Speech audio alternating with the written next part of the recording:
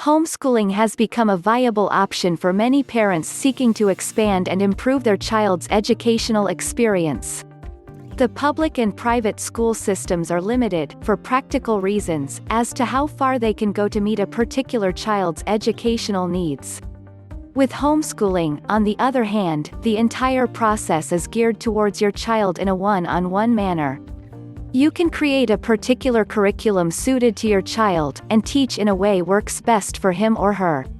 It is for these reasons, not to mention the economic benefits when you consider the costs associated with private schools, that many parents choose to homeschool their children.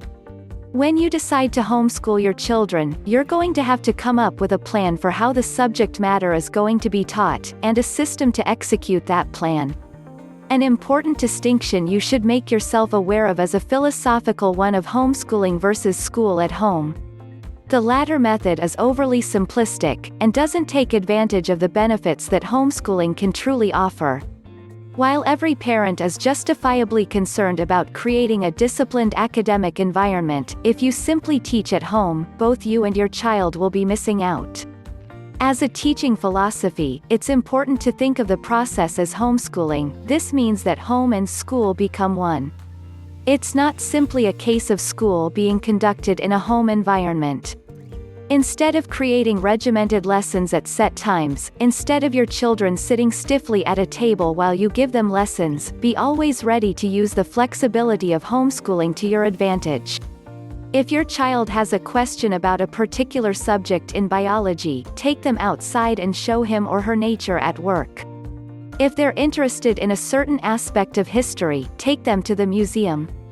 One of the greatest things about homeschooling is that it doesn't have to be a regimented system, a day of learning that ends at 4 p.m., Monday to Friday.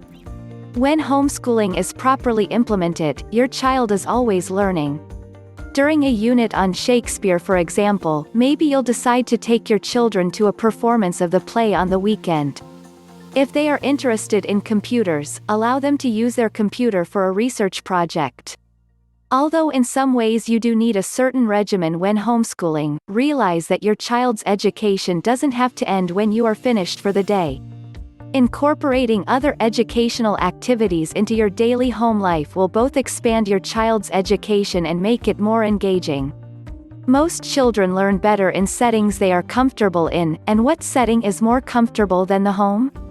If your child wants to watch a movie in the evening, direct them to an educational one.